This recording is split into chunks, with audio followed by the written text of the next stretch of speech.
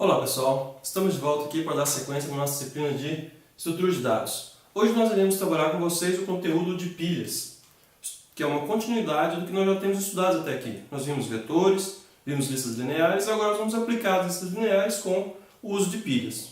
Vamos ver qual é o nosso roteiro. Bom, primeiro nós vamos seguir nosso padrão definindo o que é uma pilha, entendendo qual é a definição de pilha. Depois veremos quais são as funções que manipulam pilha, inserção, criação e assim vai. E no final uma aplicação, um código para entender como é que funciona de verdade. Vamos lá.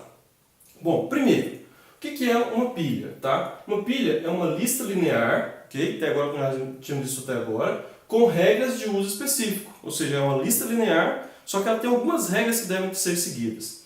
Bom, e a regra principal é, o último a entrar é o primeiro a sair. Tá? Nós estamos falando de pilha, então essa pilha, o último a entrar vai ser o primeiro a sair. Da sigla do inglês é o LIFO, Last In, First Out. O último a entrar, primeiro a sair. Também tem outra sigla que também vem no inglês, que é o primeiro a entrar, último a sair. Tá? Então do inglês é FILO, First In, Last Out. A sigla mais comum para pilha é LIFO, Last In, First Out. Último a entrar, primeiro a sair. Okay? Continuando. Essas aqui, pessoal, são as regras mais específicas que nós vamos ter que nos atentar à implementação das funções que manipulam a pilha. A primeira delas é a inserção, no caso da pilha, sempre ocorre, tá? Vamos marcar aqui para a gente poder destacar isso aqui ficar bem claro para vocês. Vamos lá. Ela sempre ocorre no topo, tá? A inserção sempre ocorre no topo. No caso da pilha, todas as operações ocorrem no topo. A inserção no topo e a remoção também é no topo. Então fica fácil, tá? Pilha, só mexo no topo. Não mexo, insiro no topo, removo do topo. Continuando. Agora nós vamos ver alguns exemplos de operações que são pilhas. Porque o que são as estruturas de dados que a gente está vendo, gente? São mecanismos de programação, de linguagem de programação, para implementar alguma coisa que existe no mundo real. Então nós não estamos criando nada, nós estamos apenas adaptando o que existe no mundo real para dentro da programação.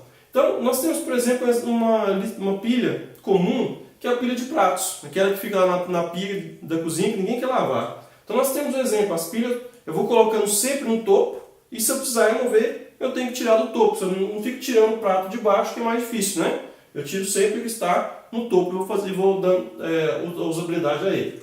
Uma outra lista de pilhas são as pilhas de livros. Eu saio empilhando livros pesados, principalmente os nós de programação que são grossos assim também, né?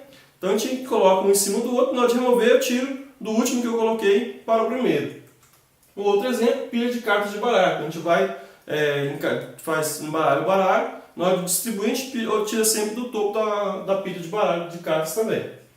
Ok, aqui gente, eu fiz uma simulaçãozinha para a gente entender melhor como é que funciona. Então, eu criei um modelo de pilha, então nós temos aqui, essa é a nossa pilha, ok?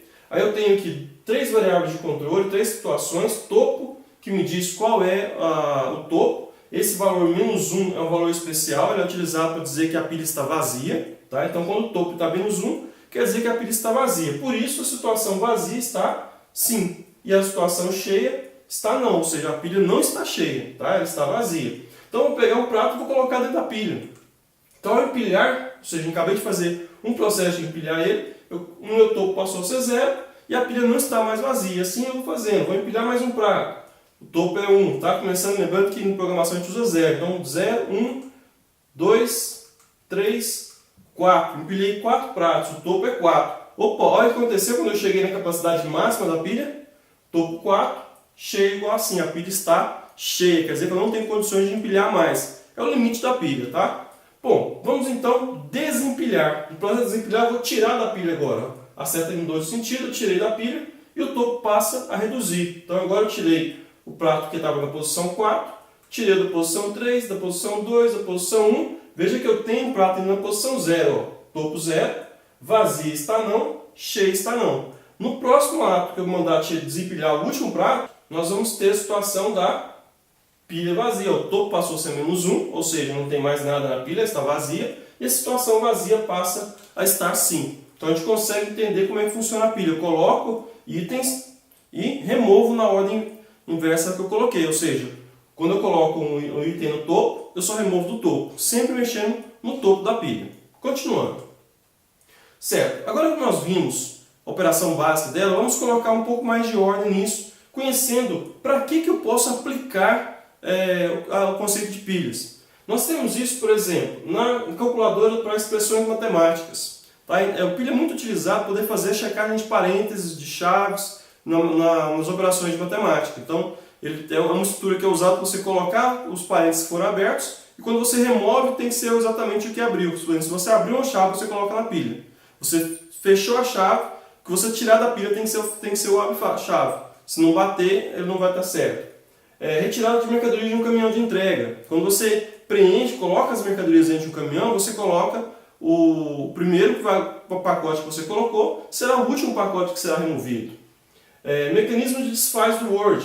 Tá? Como vocês estão acostumados muito a usar o Word lá, tem um Ctrl Z, lembra? Você apagou o negócio sem querer e vai dar Ctrl Z. Se você olhar naquela listinha do faz-desfaz do Word, que lá é uma pilha.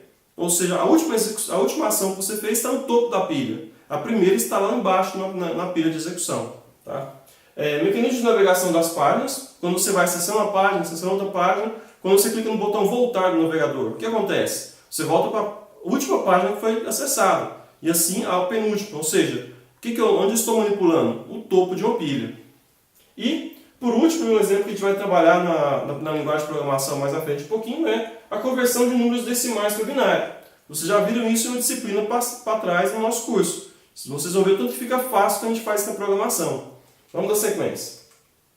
Bom, agora que nós vimos as aplicações, nós vamos ver agora funções para manipular uma pilha. Como é que eu posso manipular uma pilha? Tá? Primeira coisa, para usar a pilha eu preciso criar essa pilha, senão ela não vai existir. Depois que eu criei, tem duas operações que a gente trabalha sempre que vai mexer com pilha. Primeiro, verificar se essa pilha está vazia. Se ela estiver vazia, eu não posso desempilhar. Verificar se a pilha está cheia. Se a pilha não estiver cheia, não tem como eu empilhar novos itens lá dentro. Eu tenho exibir pilha. Essa função exibir pilha, pessoal, é uma função muito usada para a parte de testes, tá? Por que a parte de testes? Porque geralmente a gente não manipula a pilha completa, eu não vejo o conteúdo da pilha, eu só trabalho com o topo. Mas quando a gente está desenvolvendo, está tentando compreender melhor o funcionamento de uma pilha, a gente trabalha com essa função para exibir, para ver o que tem dentro da pilha. Outro, nós temos o ato de empilhar. Esse é o principal ato que a gente faz com a pilha, tá? E esse empilhar é conhecido também como push, tá? Se vocês forem procurar na literatura, conhecer um pouquinho mais sobre pilha, vocês vão ver muito falar sobre essa palavrinha push, que é o ato de empilhar, ou seja, o ato de colocar alguma coisa na pilha.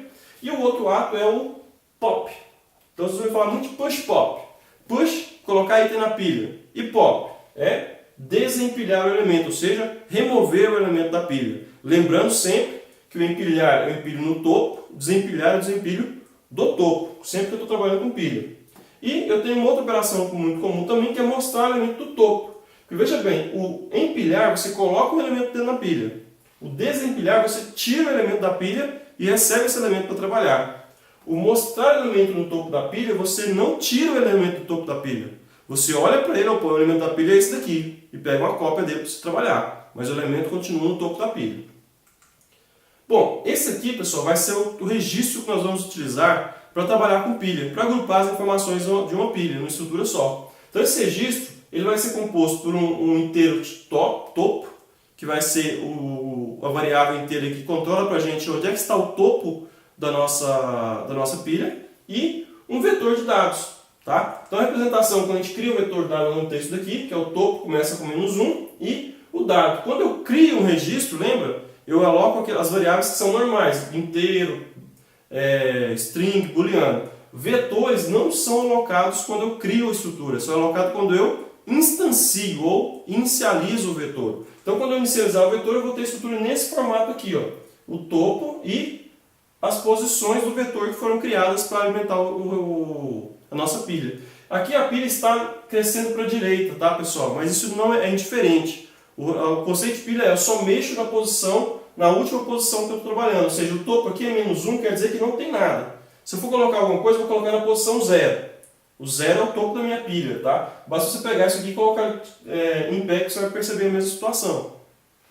Bom, com isso, gente, a gente finaliza a introdução a pilhas. Então nós conhecemos a parte teórica e esse material está dividido em 4 partes. A primeira parte teórica, e as funções vão ser divididas em mais 2 partes e uma última parte para a gente poder estar praticando isso no nosso meio de desenvolvimento de JGRASP.